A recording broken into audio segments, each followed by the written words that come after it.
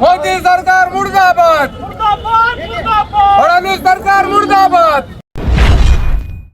नाही, अत्यंत शेतकऱ्याची बिकट परिस्थिती आहे।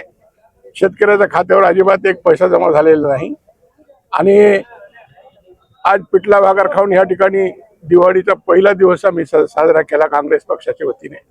मी आपल्याला सांगतो की अत्यंत अशी वाईट अवस्था कधी नाही पाहिली आम्ही आमच्या जीवनामध्ये। अशी अवस्था शेतकऱ्याची संबंध राज्यामध्ये निर्माण झालेली आहे।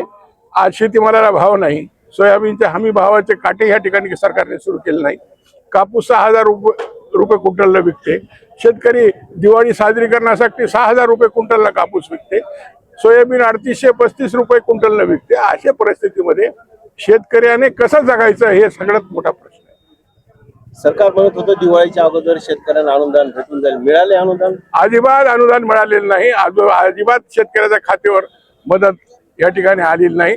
माझ्यापेक्षा आपण बँकेत तपासणी करा आणि प्रत्यक्ष शेतकऱ्याला जर आपण विचारलं तर आपल्याला खरं खोटं या ठिकाणी माहित होईल।